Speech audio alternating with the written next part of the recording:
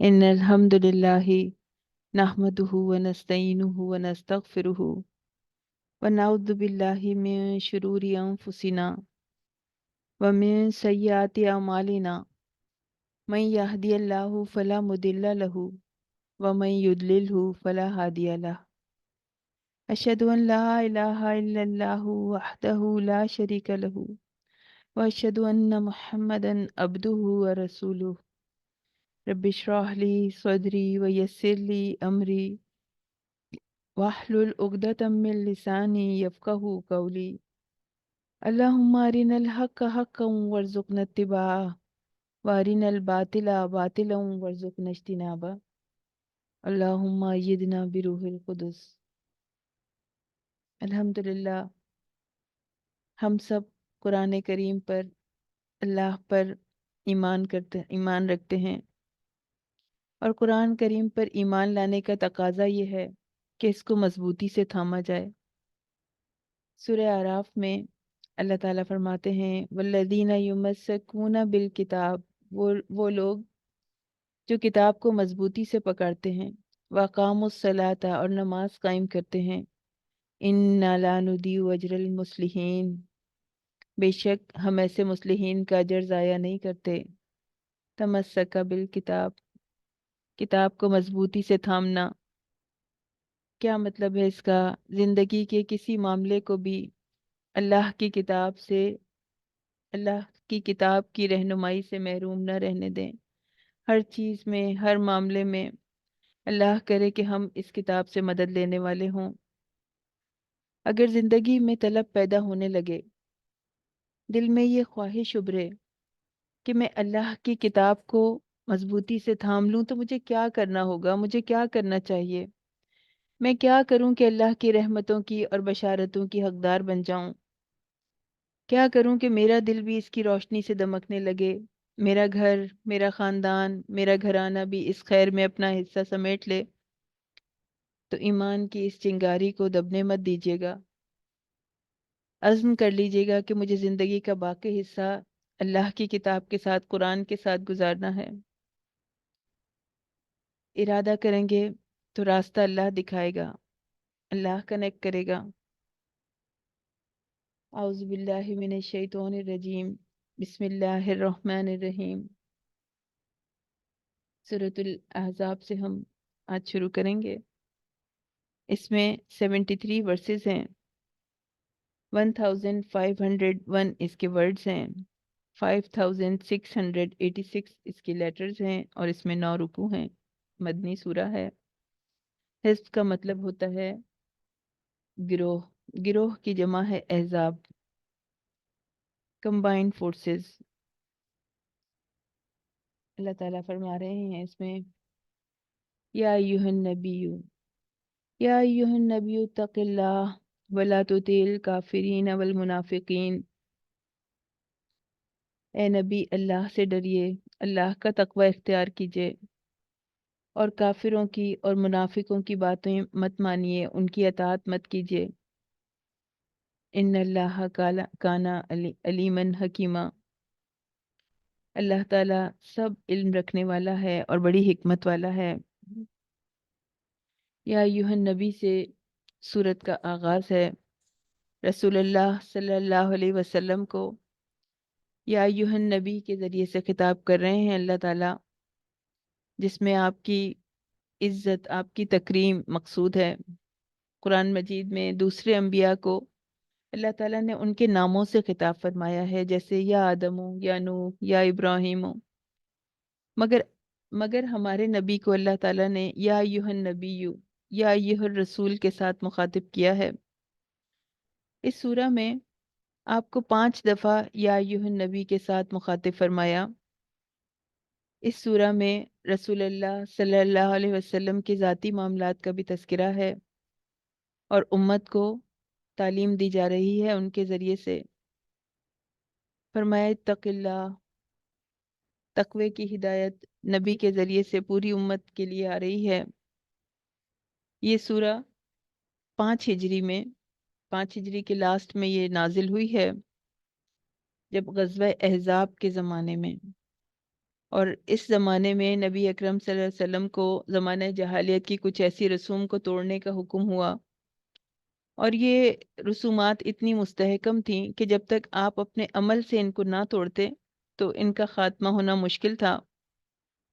آپ نے نبوت سے پہلے اپنے آزاد کردہ غلام کو، زید بن حارثہ کو، اپنا منہ بولا بیٹا بنایا تھا، اور جہالیت کی یہ رسم، ایک رسم یہ بھی تھی کہ جو غلام آزاد ہو جاتا تھا تو وہ اس کو حقیر سمجھتے تھے، آزاد لوگوں کا درجہ دینے پہ تیار نہیں ہوتے تھے۔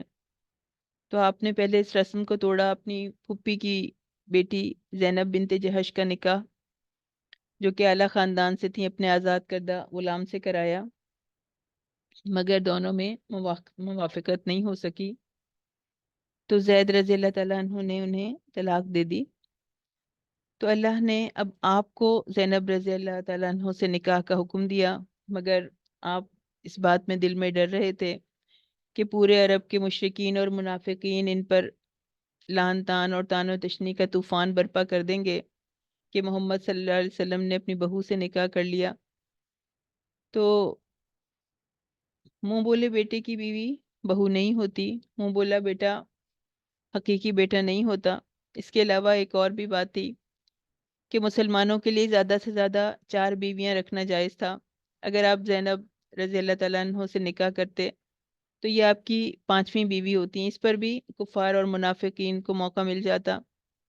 تو اس معاملے میں اللہ تعالیٰ نے رسول اللہ صلی اللہ علیہ وسلم کو یہ کہہ کے کہ زیادہ بیویاں رکھنے کی خصوصی اجازت فرمائی تھی، مگر آپ نے انہیں یہ اجازت دی تھی کہ آپ جس کو چاہیں جس سے شادی کر سکتے ہیں، مگر اس کے بعد آپ نے شادیاں نہیں کی۔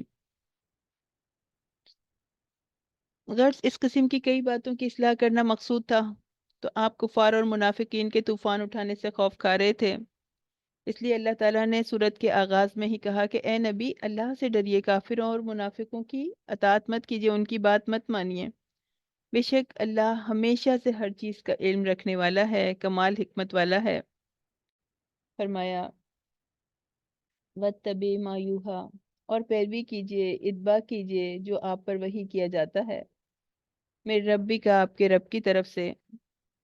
تو آپ کا کام پروپیگنڈے سے متاثر ہونا نہیں ہے، لوگوں کی باتوں سے پریشان نہیں ہوں، بلکہ آپ کے ہاتھ میں تو اللہ تعالیٰ نے وحی الہی کی مشعل تھمائی ہے، تو آپ کو تو صرف اس کی روشنی میں چلنا ہے اور دوسروں کو چلانا ہے، اور ساتھ ہی یہ اطمینان بھی دلایا کہ اللہ ہر اس چیز سے باخبر ہے جو تم لوگ کرتے ہو، ہر قدم سے، ہر عمل سے اللہ تعالیٰ واقف ہے، جانتا ہے، علم رکھتے ہیں۔ فرمایا اللہ تعالیٰ نے کسی آدمی کے سینے میں 2 دل نہیں بنائے۔ 2 دل، اس سے کیا مراد ہے؟ اس سے مراد ہے کہ انسان کے سینے میں 2 دل نہیں ہیں کہ ایک میں ایمان ہو اور ایک میں کفر ہو، سینے میں ایک ہی دل ہے، وہ یا تو مومن ہوگا یا منافق ہوگا یا کافر ہوگا۔ یہ نہیں ہو سکتا کہ دل میں اخلاص بھی ہو اور شرک بھی ہو، اللہ تعالیٰ کا خوف بھی ہو اور بے خوفی بھی ہو۔ کوئی شخص ایک ہی وقت میں ایسا نہیں ہو سکتا کہ مومن بھی ہو اور منافقت بھی وہاں موجود ہو، اور نہ اس نے تمہاری ان بیویوں کو جن سے تم زہار کرتے ہو تمہاری مائیں بنایا ہے، اور نہ تمہارے منہ بولے بیٹوں کو تمہارے بیٹے بنایا ہے۔ یہ تو تمہارا منہ سے کہنا ہے، یعنی صرف ایک زبان سے یہ بات کہی جا رہی ہے، اور اللہ سچ کہتا ہے اور وہی سیدھا راستہ دکھاتا ہے۔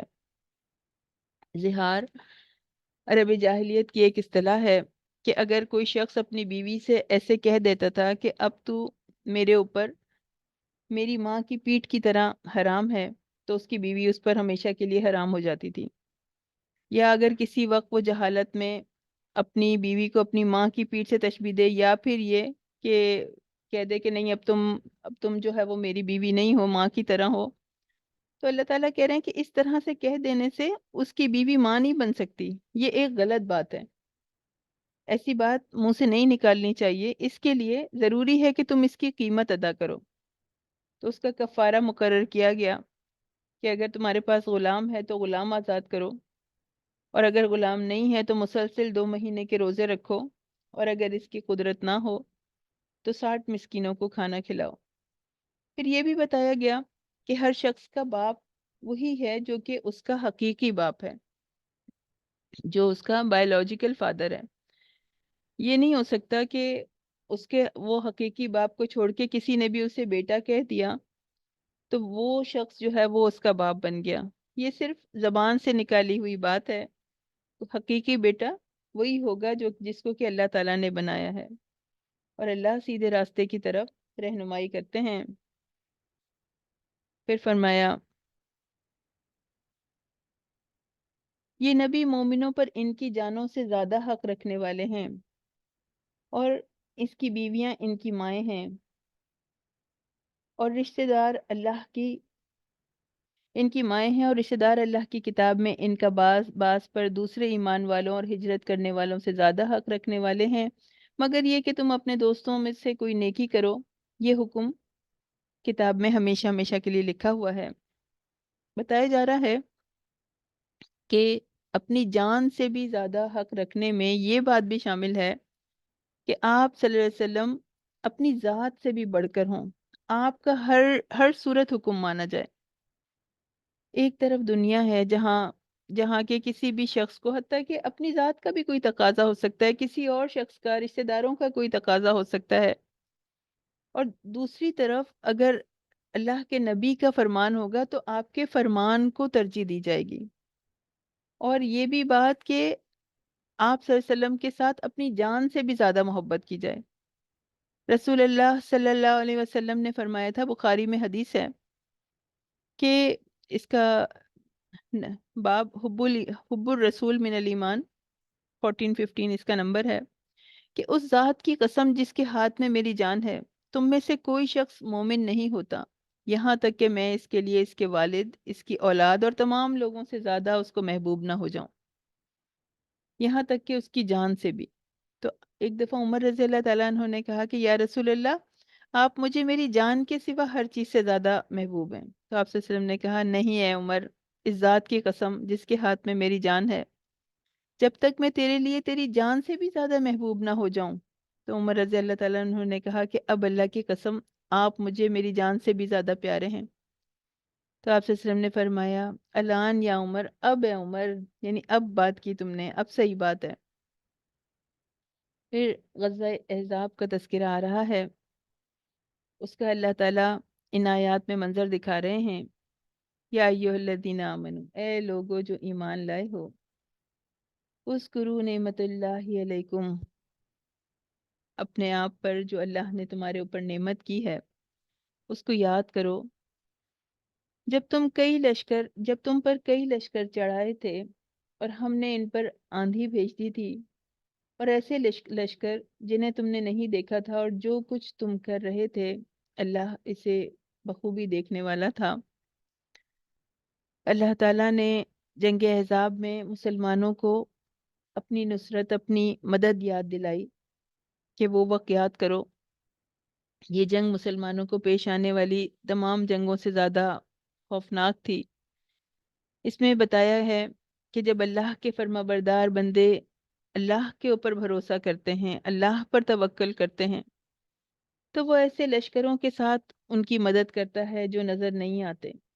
اللہ تعالیٰ کہہ رہے ہیں جب تم پر کئی لشکر چڑھائے تھے تو ہم نے ان پر آندھی بھیج دی، اور ایسے لشکر جنہیں تم نے نہیں دیکھا، اور جو کچھ تم کر رہے تھے اللہ اسے خوب دیکھنے والا ہے، دیکھنے والا تھا۔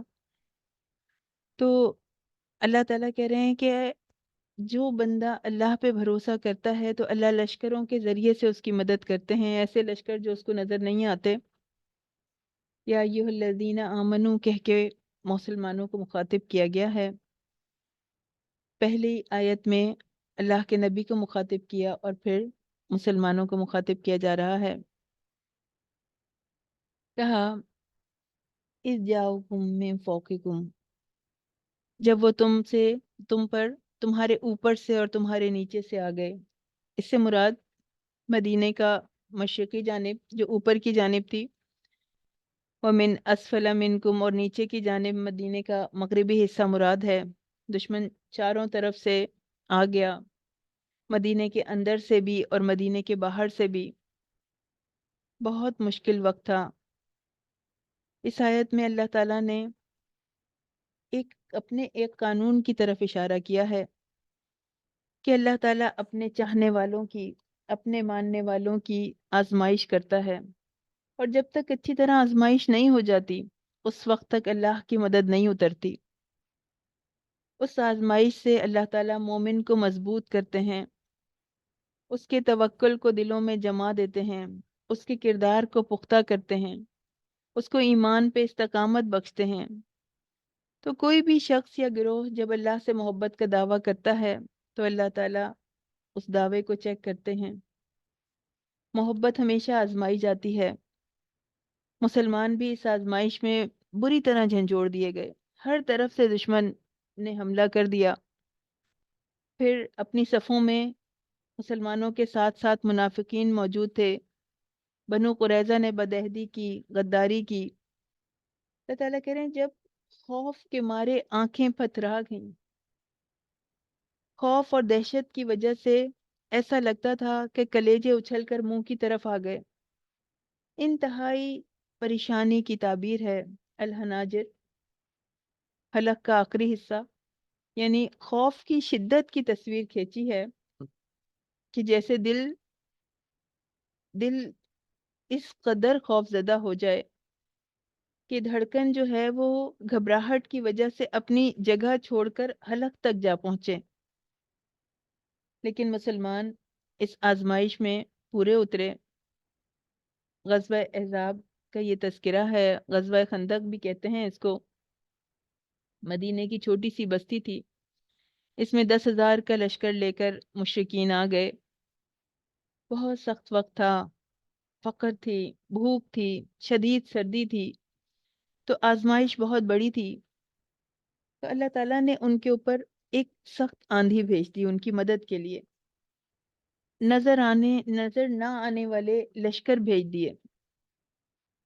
تو اللہ تعالیٰ جس کی مدد کرنا چاہتے ہیں، وہ تو پورے کائنات کا رب ہے نا، تو وہ ہر چیز کے ذریعے سے اپنے مومن بندوں کی مدد کرتا ہے۔ تو ایمان والوں کی تو آزمائش ہوئی، لیکن جو لشکر لے کر آئے تھے اللہ تعالیٰ نے انہیں ایسا پریشان کر دیا کہ اس آندھی میں وہ اتنے پریشان ہوئے، شدت کی سردی میں وہ ٹھہر نہیں سکے اور انہیں واپس جانا پڑا۔ تو اللہ تعالیٰ نے مسلمانوں کو فتح دی۔ ایسے وقت میں کمزور ایمان والے اللہ کے بارے میں گمان کرتے تھے کہ اب تو نہیں بچیں گے، اور اللہ کہاں ہے، اللہ ہمیں بچا کیوں نہیں رہا۔ منافق اس طرح کی باتیں کرتے تھے، کہتے تھے کہ اللہ اور اس کے رسول نے تو بس ہم سے محض دھوکے کے لیے وعدہ کیا تھا۔ اور ان میں سے ایک گروہ نبی صلی اللہ علیہ وسلم سے اجازت مانگتا تھا کہ ہمیں تو واپس جانا ہے، ہمارے گھر کھلے ہوئے ہیں، ہمیں جا کے دیکھنا ہے ان کو، تو ہمیں جانے دیں۔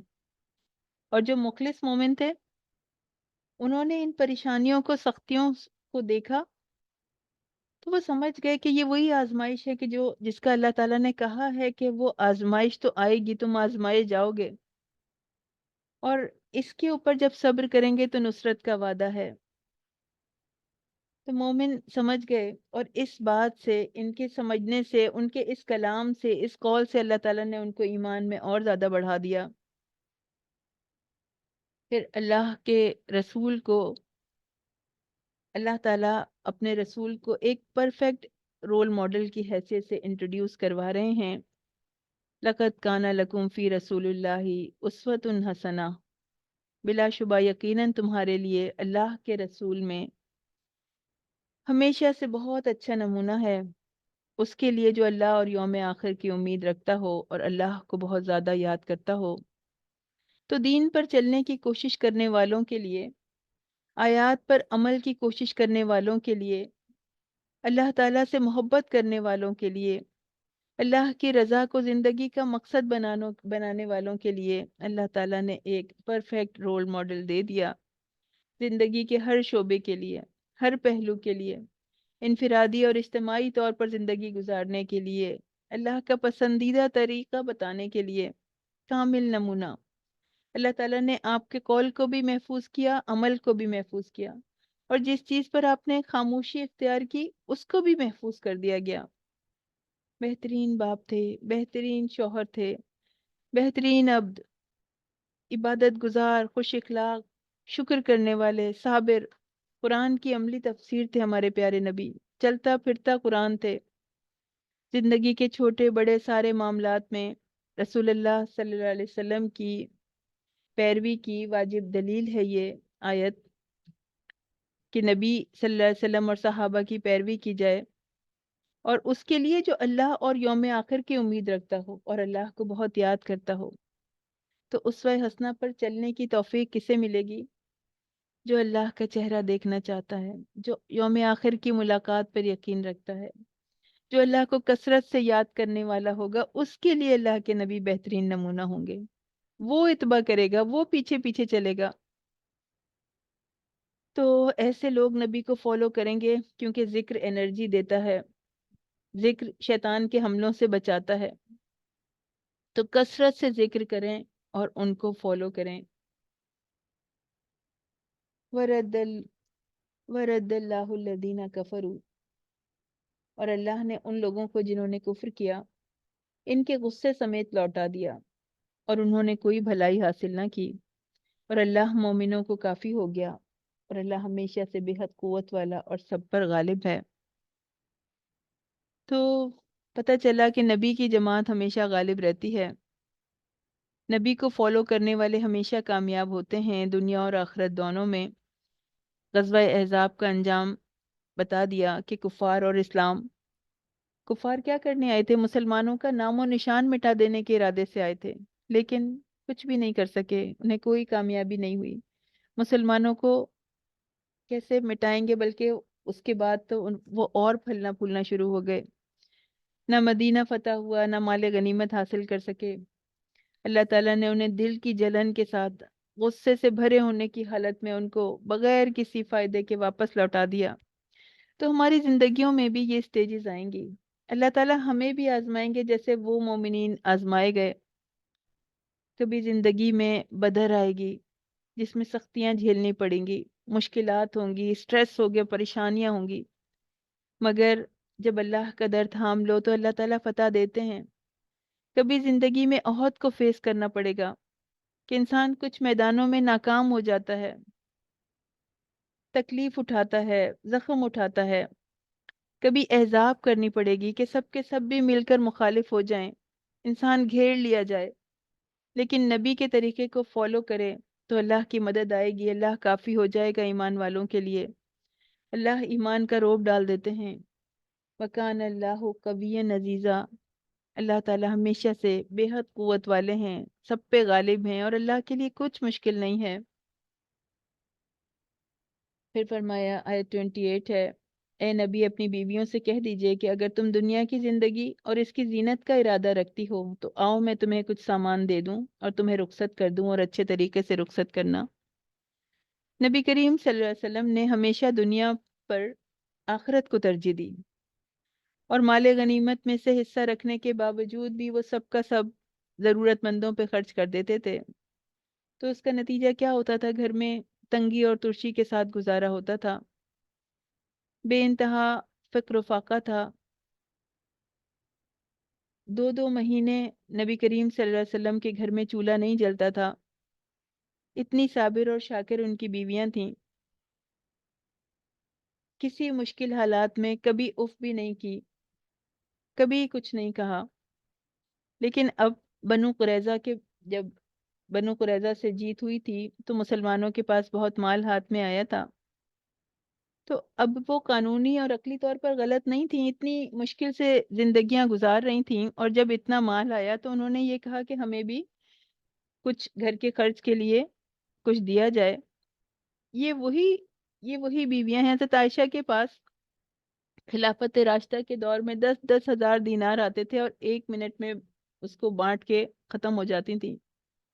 یہ وہی ہیں جو کھجور اور پانی پر گزارا کرنے والی ہیں، فکر و فاقہ میں اپنی زندگی گزارنے والی ہیں۔ غزوہ خندق میں مسلمانوں نے اپنے پیٹ پہ پتھر باندھ لیے تھے، کیونکہ بھوک سے اتنی بری حالت ہوتی تھی کہ کسی طرح برداشت نہیں ہوتا تھا۔ تو جب بنو قریظہ میں، غزوہ بنو قریظہ میں کافی مال غنیمت ہاتھ آیا، تو ازواج نے کہا کہ اس میں سے ہمارا بھی تھوڑا سا الاؤنس بڑھا لیجئے۔ وہ انہوں نے کوئی ہیرے کے سیٹ نہیں مانگے تھے، لیکن نبی کریم صلی اللہ علیہ وسلم کی لیے ہمیشہ آخرت کو انہوں نے ترجیح دی تھی۔ جب ازواج مطہرات کو انہوں نے اختیار دیا، انہوں نے اللہ تعالیٰ نے اللہ کے نبی نے کہا کہ اگر تم کو دنیا کی زینت چاہیے تو میں تمہیں رخصت کر دیتا ہوں اور تمہیں دنیا کی زینت دے دیتا ہوں، تو اللہ کے نبی کی بیویوں نے دار آخرت کو پسند فرمایا، تو اللہ تعالیٰ نے اس پر ان کی تعریف بھی فرمائی کہ اللہ تعالیٰ نے انہیں اللہ اور اس کے رسول کی فرما برداری اور عمل صالح کی صورت میں دوہرے اجر کی بشارت دی، پھر اس کے صلے میں انہیں زندگی بھر نبی کریم صلی اللہ علیہ وسلم کی زوجیت کا شرف حاصل رہا اور جنت میں بھی وہ آپ کے ساتھ ہوں گی۔ فرمایا نبی کی بیویوں تم عام عورتوں کی طرح نہیں ہو، اگر تم اللہ سے ڈرنے والی ہو تو دبی زبان میں بات نہ کیا کرو کہ دل کی خرابی کا مبتلا کوئی شخص لالچ میں پڑ جائے، بلکہ صاف اور سیدھی بات کیا کرو۔ وَقُلْنَا قَوْلًا مَعْرُوفًا، یعنی تمہاری حیثیت، تمہارا مرتبہ عام عورتوں جیسا نہیں ہے، بلکہ تمہارا مقام دوسری عورتوں سے زیادہ بلند ہے، تم ان کے لیے رول ماڈل ہو، نمونہ ہو۔ تو اس آیت سے اہل علم نے یہ بھی استدلال کیا ہے کہ ازواج مطہرات دوسری تمام عورتوں سے افضل ہیں، کیونکہ ان کی فضیلت قرآن سے ثابت ہے۔ کہا جا رہا ہے انہیں تقی تننا پہلے جملے سے تعلق ہے، یعنی دوسری عورتوں سے افضل ہونے کے لیے شرط تقوی ہے۔ ازواج مطہرات کا آخری دم تک تقوی پر قائم رہنا ایک ثابت شدہ حقیقت ہے، لہٰذا ان کی فضیلت بھی لازم ہے، مسلم ہے۔ کہا اگر تم تقوی اختیار کرو تو بات کرنے میں لوچ اور نرمی اختیار نہ کرو، بات کرنے میں لچک نہ ہو۔ ایک بات یہاں پر یہ بات واضح ہو جانی چاہیے کہ یہ حکم صرف امہات المومنین کے لیے خاص نہیں ہے، بلکہ امت کی تمام عورتوں کے لیے ہے، کیونکہ ازواج مطہرات امت کی عورتوں کے لیے نمونہ ہیں، اور اگلی آیت میں بھی جو احکام آ رہے ہیں وہ بھی اس بات کی دلیل ہیں۔ اگرچہ اولین مخاطب امہات المومنین ہیں، مگر یہ حکم سب کے لیے ہے۔ اللہ تعالیٰ نے جس طرح عورت کے وجود میں مرد کے لیے کشش رکھی ہے، اس کی حفاظت کے لیے پردے کا اور آنکھیں نیچی رکھنے کا حکم دیا ہے، اسی طرح عورت کی آواز میں بھی فطری طور پر دلکشی ہوتی ہے، نرمی ہوتی ہے، نزاکت ہوتی ہے، جو مرد کو اپنی طرف کھینچتی ہے۔ اس لیے نبی صلی اللہ علیہ وسلم کی بیویوں کے ذریعے ہم سب کو حکم دیا جا رہا ہے کہ مردوں سے بات کرتے وقت ایسا لہجہ اختیار کریں جس میں نرمی نہ ہو، دلکشی نہ ہو، قدرے سختی ہو، تھوڑی مضبوطی ہو، تاکہ دل کا کوئی بیمار شخص کسی غلط خیال میں مبتلا ہو کر آگے بڑھنے کی جرت نہ کر سکے۔ اب قلنا قولا معروفہ میں نرمی سے بات کرنے کی ممانعت کا یہ مطلب نہیں ہے کہ اس طرح بات کرو کہ جو طریقہ اخلاق کے خلاف ہو، انسلٹ کرنے والا طریقہ، بے عزتی والا طریقہ، لٹ مارنے والا انداز ہو، یہ بات نہیں ہے۔ آواز کا حجاب ہے، مگر اس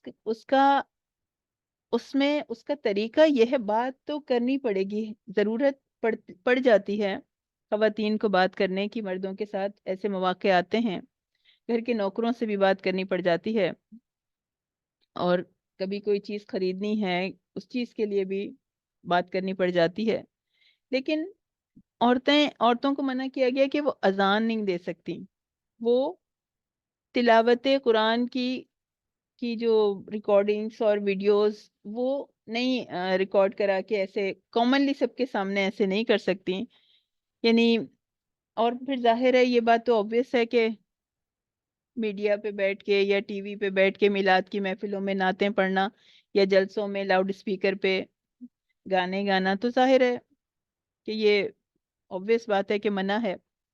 مردوں سے کہا یہ جا رہا ہے کہ مردوں سے جب بات کی جائے تو لہجے میں مضبوطی ہو، آواز کو خوبصورت بنا کے بات نہ کی جا رہی ہو، ریزرو طریقے سے بات کرنی چاہیے، ہنسی مذاق نہ ہو، اس میں بے تکلفی نہ ہو، اور نہ ہی ضرورت سے زیادہ گفتگو کی جائے۔ اور ہم یہ دیکھتے ہیں کہ آپ صلی اللہ علیہ وسلم کے جانے کے بعد ازواج جو ہیں وہ تعلیم و تعلم کا کام کرتی تھیں، مرد حضرات ان سے واز سنتے تھے، حدیثیں لیتے تھے. تو آواز میں ناز و انداز نہیں ہونے چاہیے، لچک نہیں ہونی چاہیے، ایسی مٹھاس نہیں ہونی چاہیے. اللہ نے مسلمان عورت کو ایک مقام دیا ہے تو اس کو اس طریقے سے ہٹ کے چلنا ہے جو عام لوگوں کا طریقہ ہے. انسان اپنی گفتگو سے، اپنے کلام سے پہچانا جاتا ہے. تو کسی مرد سے بات کرتے ہوئے اپنی بات کی ٹون کا خیال رکھیں کہ گفتگو جو ہے وہ جس سے گفتگو کی جا رہی ہے اللہ تعالیٰ اس کا مزاج جانتا ہے. اس لیے اللہ تعالیٰ نے یہ حکم دیا کہ کہیں ایسا نہ ہو کہ تمہاری چھوٹی سی کوتاہی دوسروں کو کسی غلط چیز کی طرف دعوت دے دے.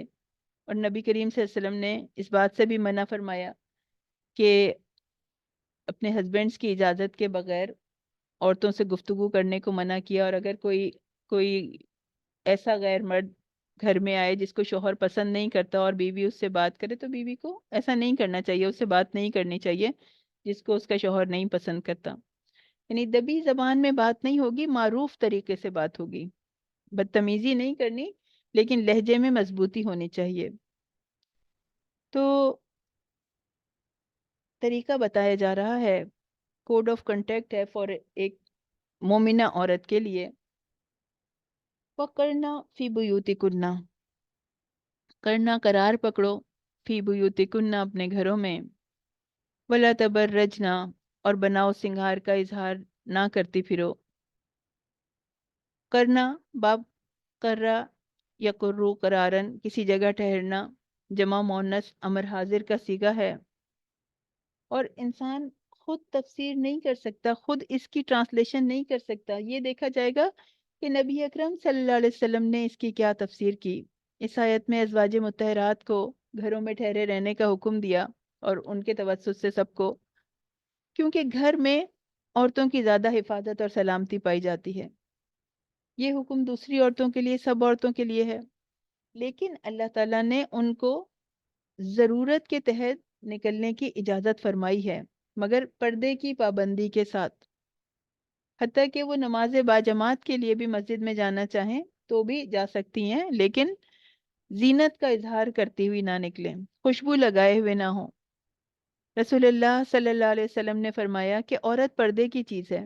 وہ جب نکلتی ہے تو شیطان اسے گردن اٹھا کے دیکھتا ہے، اور وہ اللہ کے اس سے زیادہ کبھی قریب نہیں ہوتی جس قدر وہ اپنے گھر کے اندر رہ کر قریب ہوتی ہے. سلسلہ صحیحہ کی حدیث ہے، 187 اس کا نمبر ہے. تبرجہ کا معنی ہے عورت کا غیر محرم مردوں کے سامنے اپنی اس زینت کا اظہار کرنا جسے چھپانا واجب ہے.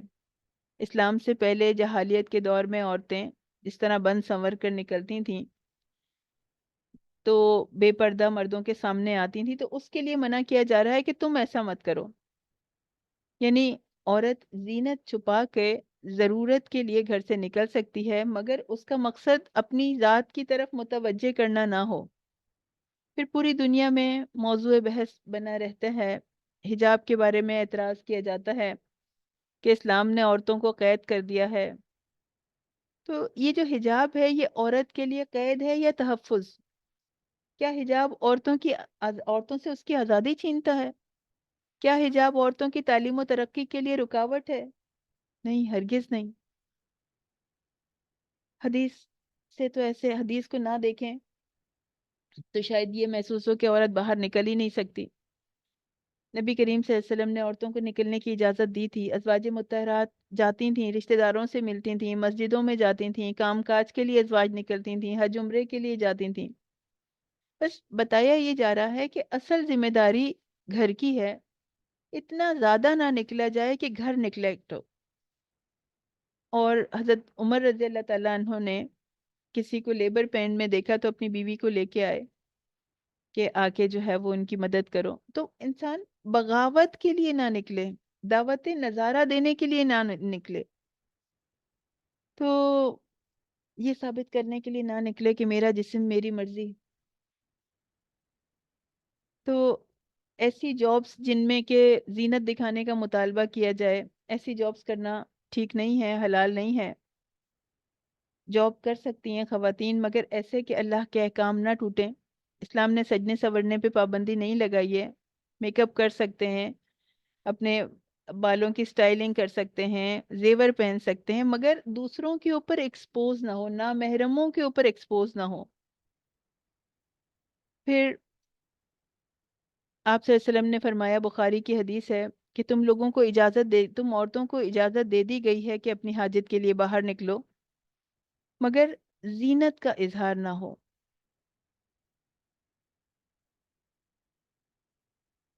وَاذْكُرْنَ مَا يُتْلَى فِي بُيُوتِكُنَّ، اور تمہارے گھروں میں اللہ کی جن آیات اور دانائی کی باتوں کی تلاوت کی جاتی ہے، انہیں یاد کرو کہ بے شک اللہ ہمیشہ سے نہایت باریک بین اور پوری خبر رکھنے والا ہے. تو بتایا جا رہا ہے کہ تمہارے گھر میں جو اللہ کی آیات اور حکمت کی تلاوت کی جاتی ہیں، ان سے تم غفلت نہ کرو، انہیں یاد کرو، یاد رکھو، اور اسے دوسرے لوگوں کے سامنے بھی ذکر کرو، پہنچاؤ. یہ آیت عورتوں کو دین کی تعلیم دلانے کے لیے واضح دلیل ہے. مردوں کی طرح ان پر بھی لازم ہے کہ قرآن و حدیث کا علم حاصل کریں، آگے پہنچائیں. آیات اللہ سے مراد قرآن کریم کی آیات ہیں، اس کی معنی، تفسیر. حکمہ سے مراد سنت. اور یہ آیات ازواج مطہرات کے اہل بیت ہونے کی بھی دلیل ہیں. عورتیں دین کی تعلیم حاصل کریں گی تو گھریلو جھگڑے ختم ہوں گے. جب دین کی تعلیم حاصل کرے گی تو علم کی روشنی سے حیا کا نور چمکے گا.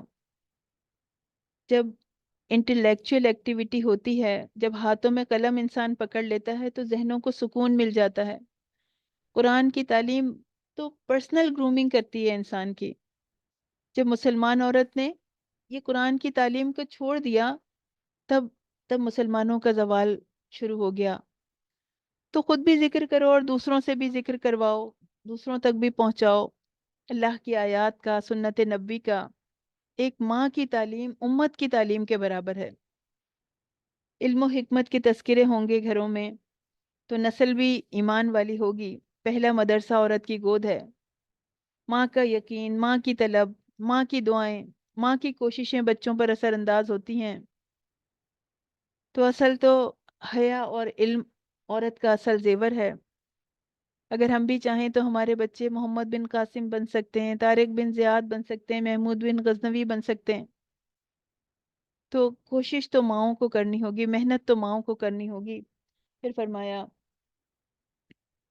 ان المسلمین والمسلمات، اور بے شک مسلم مرد اور مسلم عورتیں، اور مومن مرد اور مومن عورتیں، فرما بردار مرد اور فرما بردار عورتیں، سچے مرد اور سچی عورتیں، اور صبر کرنے والے مرد اور صبر کرنے والی عورتیں، اور عاجزی کرنے والے مرد اور عاجزی کرنے والی عورتیں، صدقہ دینے والے مرد اور صدقہ دینے والی عورتیں، روزہ رکھنے والے مرد اور روزہ رکھنے والی عورتیں، اپنی شرمگاہوں کی حفاظت کرنے والے مرد اور حفاظت کرنے والی عورتیں، اللہ کا بہت ذکر کرنے والے مرد اور ذکر کرنے والی عورتیں.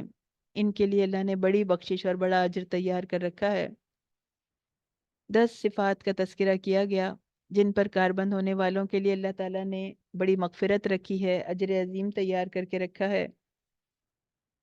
سلمہ رضی اللہ تعالیٰ عنہ بیان کرتی ہیں کہ میں نے عرض کیا کہ اے اللہ کے رسول، قرآن میں جس طرح مردوں کا ذکر ہوتا ہے تو اس طرح ہم عورتوں کا نہیں ہوتا. تو اچانک ایک دن میں نے ممبر سے آپ کی آواز سنی. میں نے دروازے کے قریب ہو کر سنا تو آپ یہ والی آیت تلاوت فرما رہے تھے. اور پھر آیت 41 میں سب کے لیے حکم ہے کہ اللہ کو کثرت سے یاد کرو. اے لوگو، یا ایھا الذین آمنو، اے لوگو جو ایمان لائے ہو، اذکروا اللہ، اللہ کو یاد کرو، ذکرن کثیرا، کثرت سے اس کا ذکر کرو، بہت یاد کرو. ایمان والوں کو خاص الخاص حکم دیا جا رہا ہے.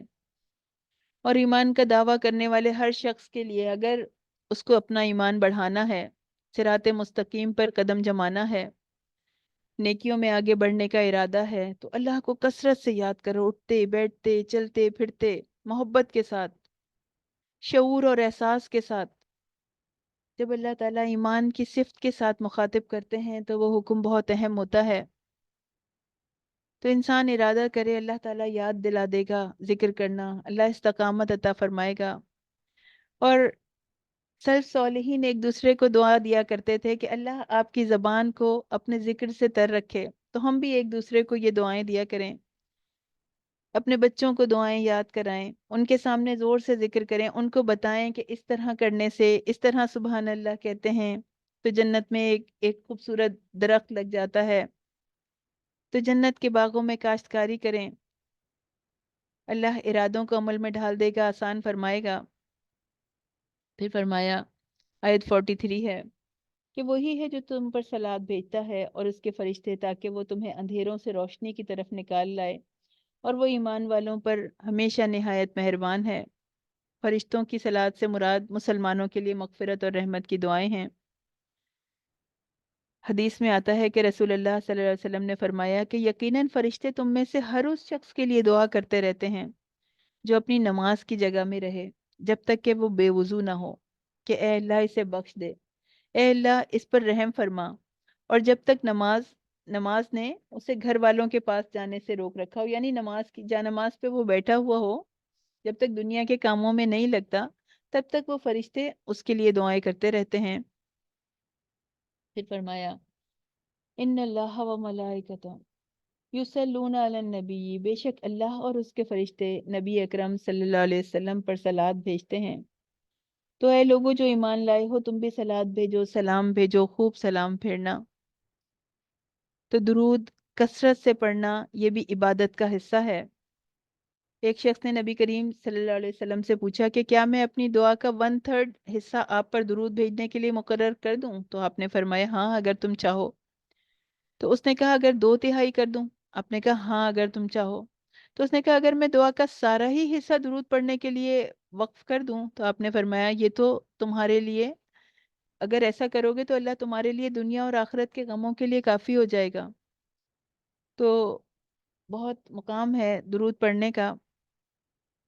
پھر اب بڑی اہم آیت آ رہی ہے، آیت 59، اے نبی یا ایھا النبی، اے نبی، قل لازواجکا، اپنی بیویوں سے کہہ دیجئے، وہ بناتکا، اور اپنی بیٹیوں سے، وہ نساء المؤمنین، اور مومن عورتوں سے کہہ دیجئے کہ اب وہ اپنی چادروں کا کچھ حصہ اپنے آپ پر لٹکا لیا کریں، یہ زیادہ قریب ہے کہ وہ پہچانی جائیں تو انہیں تکلیف نہ دی جائے، اور اللہ ہمیشہ سے بے حد بخشنے والا اور نہایت رحم کرنے والا ہے۔ اور آخر میں آ رہا ہے وَكَانَ اللَّهُ غَفُورٌ الرحیمہ، یعنی مغفرت اور رحمت پانے کا عمل بتایا جا رہا ہے۔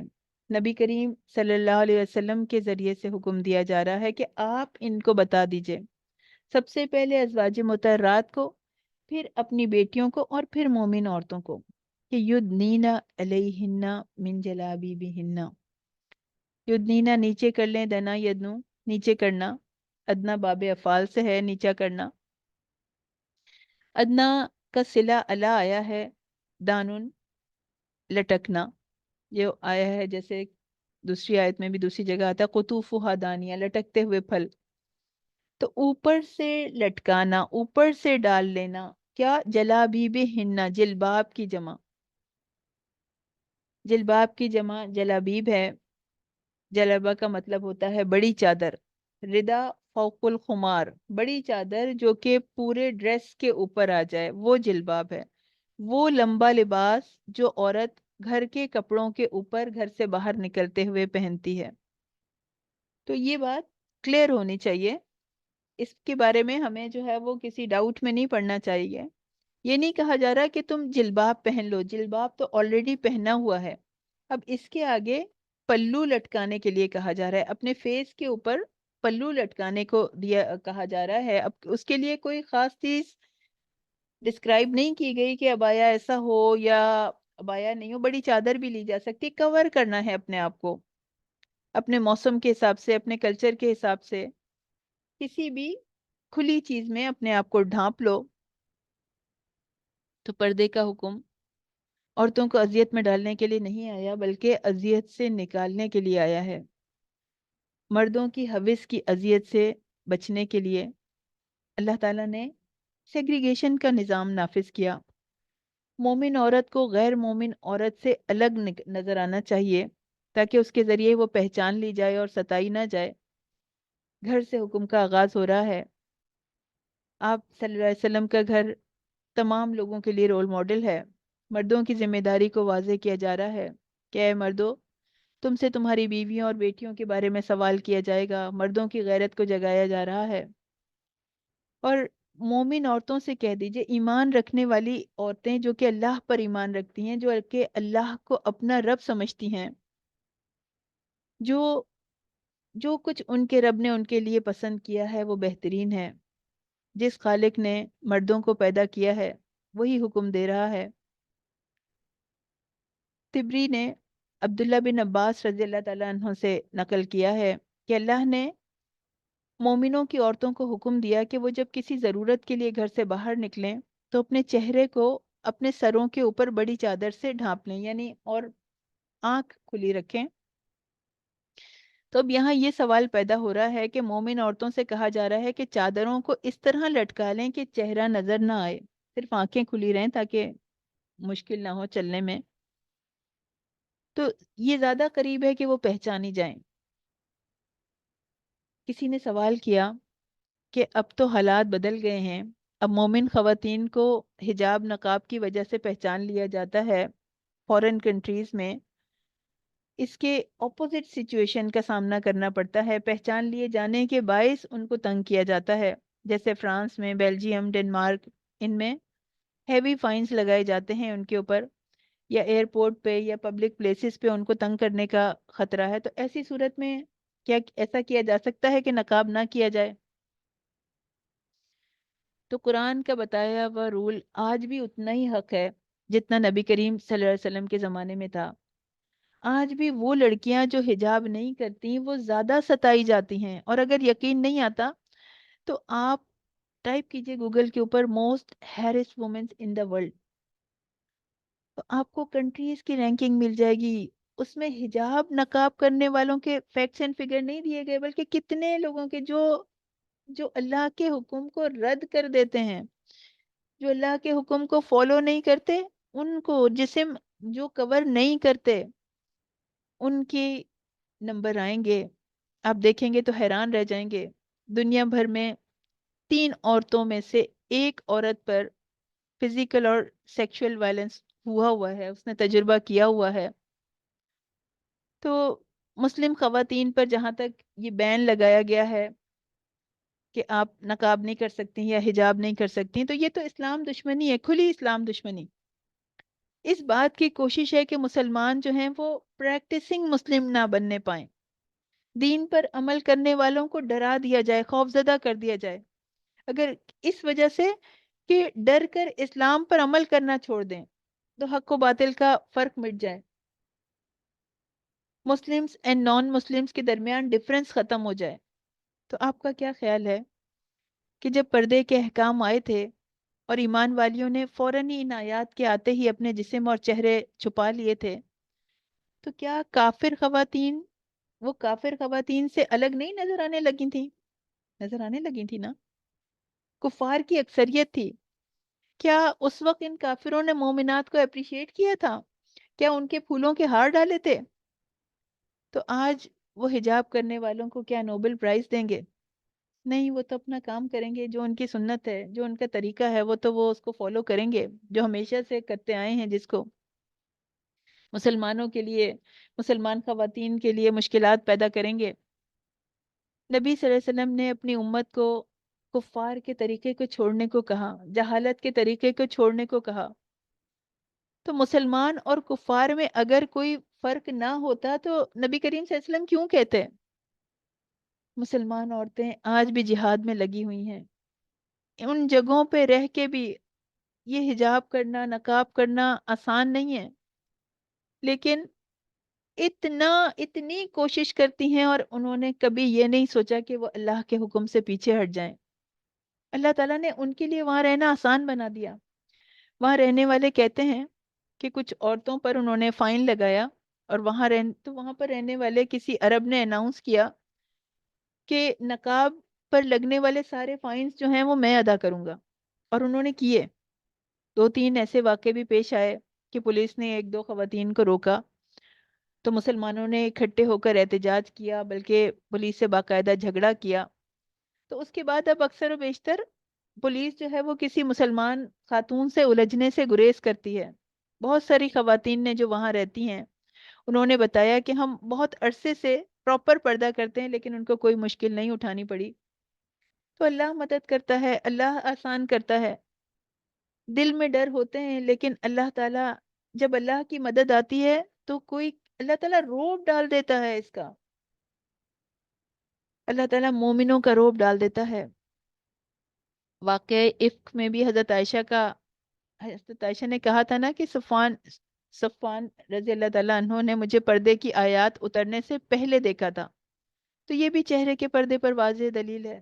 مشکل لگے یا آسان لگے، لوگوں کے مذاق اڑانے کا ڈر لگے یا یہ ڈر لگے کہ لوگ بیکورڈ کہیں گے، ایکسٹریمسٹ کہیں گے، تو تب بھی ہمت کرے انسان، سوچے وَقَانَ اللَّهُ غَفُورًا رَحِيمًا، اللہ کہہ رہا ہے کہ وہ مغفرت کرے گا، اللہ اللہ کی رحمت ساتھ ہوگی اس پردے کے حکم کی وجہ سے۔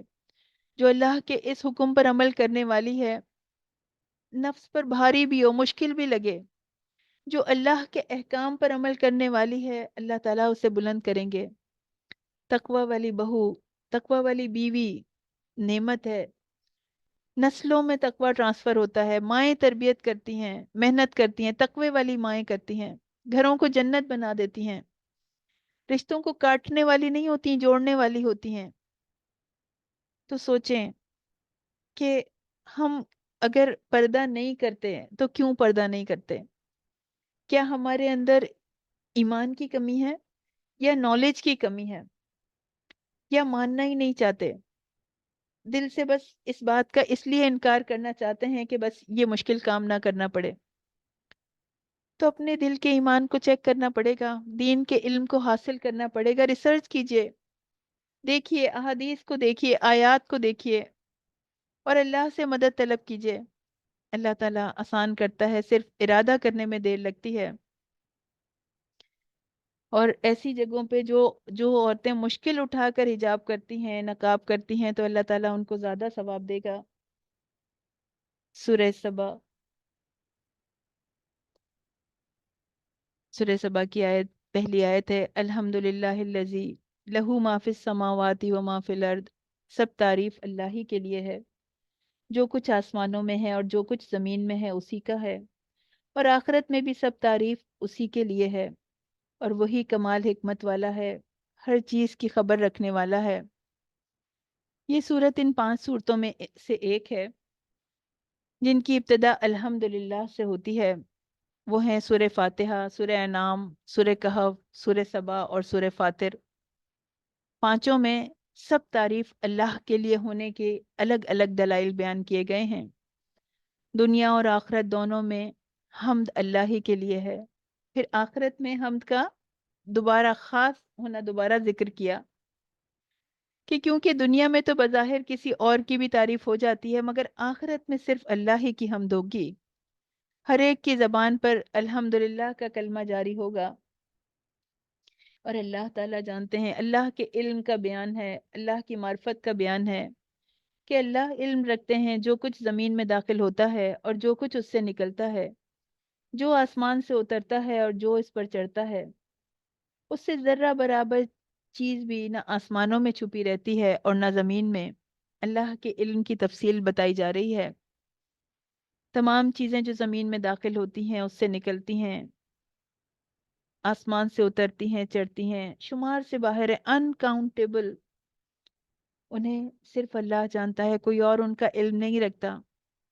تو اللہ تعالیٰ کا یہ کمال علم بھی اس کے اکیلے مستحق حمد ہونے کی دلیل ہے۔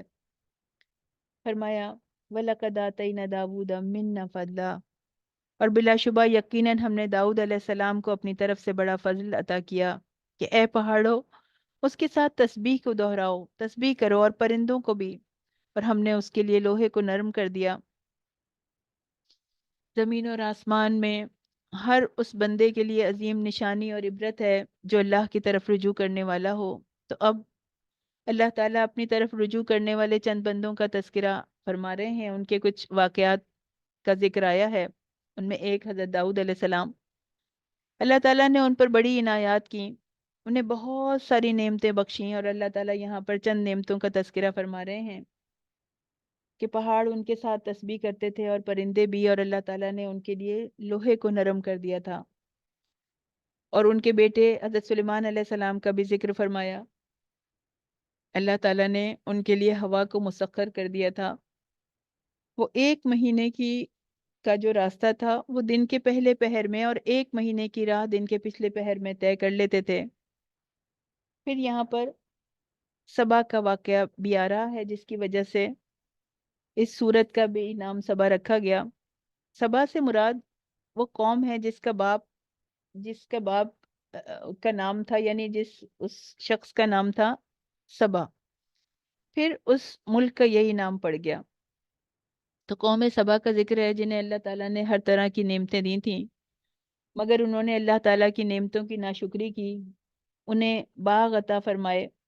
اللہ تعالیٰ نے کہا کہ اپنے رب کی دی ہوئی نعمتوں میں سے کھاؤ اور اس کا شکر ادا کرو، تو انہوں نے نعمتوں کی ناشکری کی اور سرکشی اختیار کی، اپنے رسولوں کو جھٹلا دیا، آخرت کو جھٹلا دیا، جس کے نتیجے میں ان پر عذاب آیا اور ساری خوشحالی ختم ہو گئی ان کی۔ سورہ فاتر سورہ فاتر میں 45 آیات ہیں، 871 اس کے ورڈز ہیں، 3191 اس کے لیٹرز ہیں، اور اس میں 5 رکوع ہیں۔ الحمدللہ فاطر السماوات والارض، سب تعریف اللہ ہی کے لیے ہے جو آسمانوں اور زمین کا پیدا کرنے والا ہے، فرشتوں کو قاصد بنانے والا ہے، جو 2 2 اور 3 3 اور 4 4 پروں والے ہیں، اور وہ مخلوق کی بناوٹ میں سے جو چاہتا ہے اضافہ کرتا ہے، بے شک اللہ ہر چیز پر قادر ہے۔ فاطر السماواتی فطر یفترو فطرن، نئے سرے سے پیدا کرنا، تمام خوبیوں اور سب تعریفوں کا حقدار وہی ذات ہے، کل شکر اسی کے لیے ہے۔ اس کے بعد پوری صورت میں اس بات پر دلائل بیان کیے گئے ہیں کہ وہ اکیلا قائم ہے، اکیلا اتنی خوبیوں کا مالک ہے۔ پہلی دلیل یہ بیان فرمائی کہ وہ آسمان اور زمین میں بغیر کسی سیمپل کے، بغیر کسی نمونے کے بنانے والا ہے۔ اس نے فرشتے اتارے، فرشتوں کا ذکر آ رہا ہے، اللہ تعالیٰ فرشتوں کو اتارتا ہے، قاصد بنا کر اتارتا ہے، بعض اوقات آزمائش کے لیے بھیجے جاتے ہیں، اور ان کے بتائے جا رہا ہے 2 2 3 3 اور 4 4 پروں والے بھی ہیں، جامع کلمات ہیں۔ اس کا مطلب اللہ تعالیٰ جانتا ہے کہ فرشتوں کی کہ کتنے زیادہ پر ہیں، اور جتنے چاہے وہ اور بنا دیتا ہے، اور بڑھاتا ہے تو ان کی پرواز میں، ان کی قوت پرواز میں اور اضافہ ہو جاتا ہے۔ عبداللہ بن مسعود رضی اللہ تعالیٰ عنہ کہتے ہیں، بخاری کی حدیث ہے کہ رسول اللہ صلی اللہ علیہ وسلم نے جب جبرائیل علیہ السلام کو دیکھا تو ان کے 600 پر تھے۔ تو اللہ ہر چیز پر قادر ہے، اللہ کے لیے کچھ مشکل نہیں ہے۔ پھر فرمایا جو کچھ اللہ لوگوں کے لیے رحمت میں سے کھول دے تو اسے کوئی بند کرنے والا نہیں ہے، اور جو بند کر دے تو اس کے بعد اسے کوئی کھولنے والا نہیں ہے، اور وہی سب پر غالب ہے اور کمال حکمت والا ہے۔ تو اس آیت سے یہ بھی مقصود ہے کہ اس غلط فہمی کا رد کیا جائے کہ اللہ کے بندوں میں سے کوئی اولاد دے سکتا ہے، کوئی روزی یا کوئی نعمت دے سکتا ہے، یہ تو صرف اللہ ہی کا حق ہے کہ وہ کسی نعمت کو روک سکتا ہے، اور اگر وہ جس نعمت کو دینا چاہے تو اسے کوئی روک نہیں سکتا۔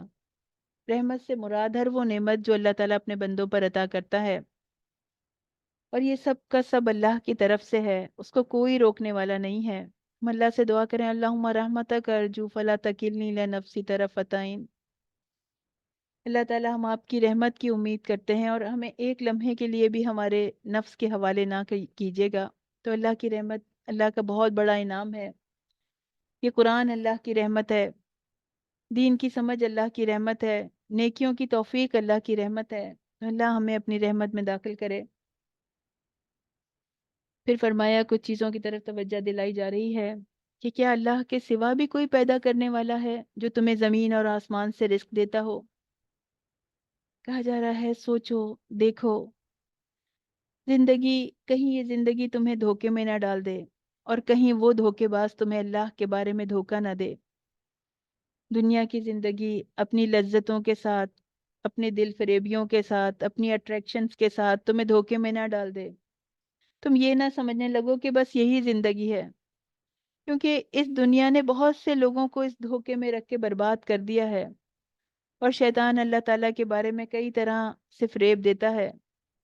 किसी को ये फरेब देता है कि अल्लाह का वजूद ही नहीं है, ये कायनात तो खुद ब खुद ही चल रही है। किसी से कहता है कि गुनाह कर लो और फिर तौबा कर लेना।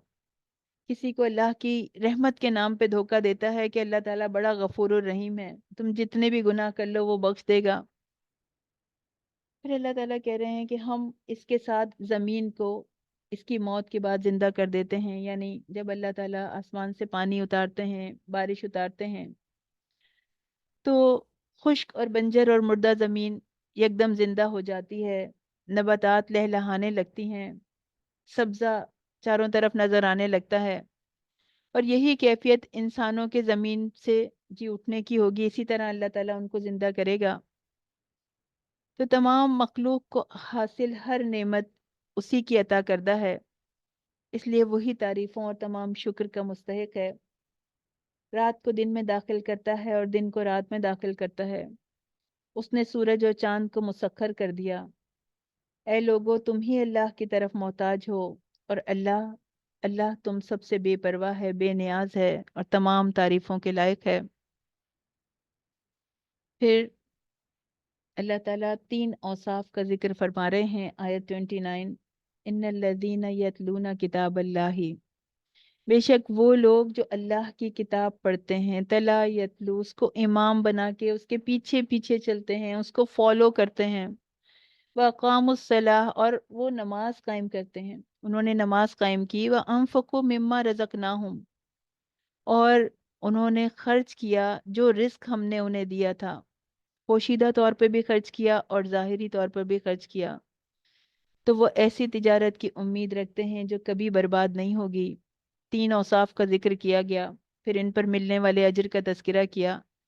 पहला वस्फ क्या है कि अल्लाह ताला की किताब की तिलावत, और क्योंकि अल्लाह ताला की ज़ात और सिफ़ात का इल्म का ओरिजिन है ना ये किताब, इसके ज़रिए से अल्लाह की खशियत पैदा होती है, खुशू पैदा होता है। दूसरी और तीसरी सिर्फ नमाज पढ़ना और उसके रिस्क, दिए हुए रिस्क में से खर्च करना, तीनों चीज़ें इल्म और अमल की बुनियाद हैं।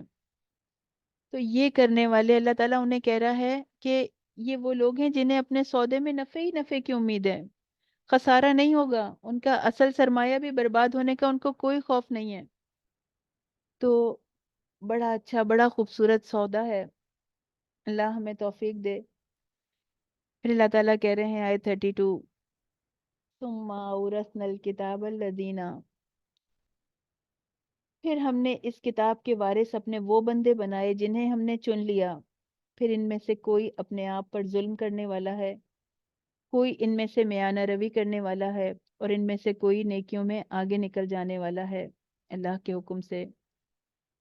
ज़ालिका हुवल फद्लुल कबीर, और यही बहुत बड़ा फजल है।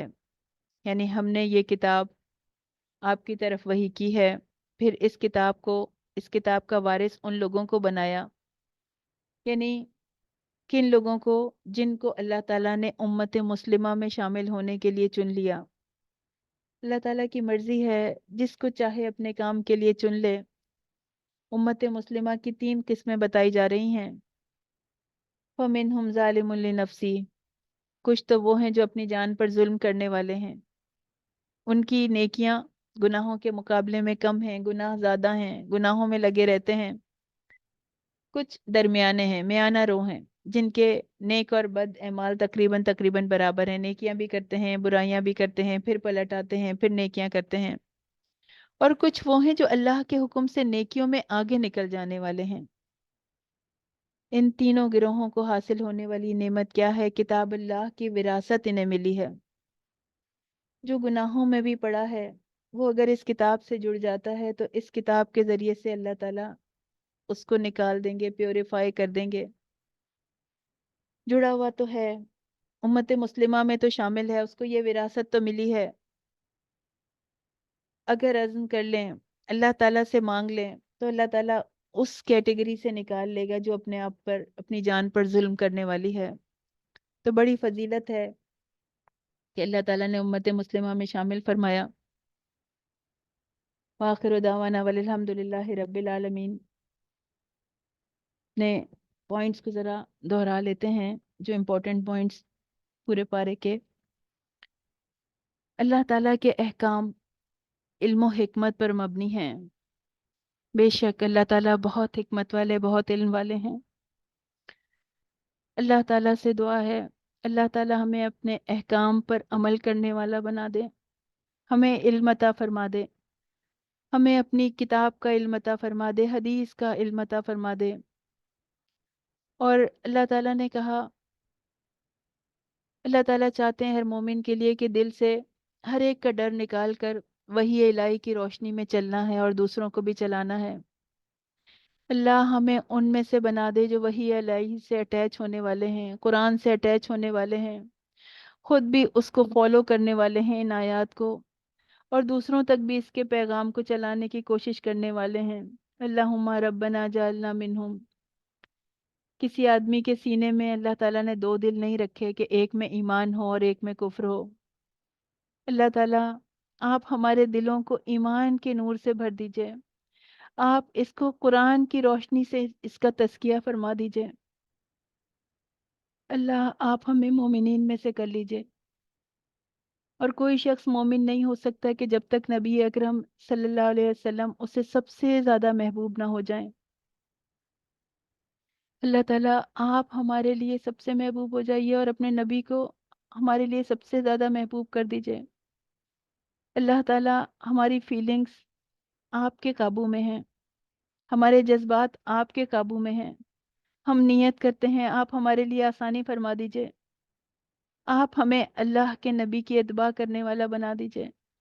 اور آپ نے کہا کہ جو اللہ کے نبی کی اتباع کرے گا اس کو آپ کی محبت ملے گی۔ اللہ آپ ہمیں اپنی محبت عطا فرما دیجئے۔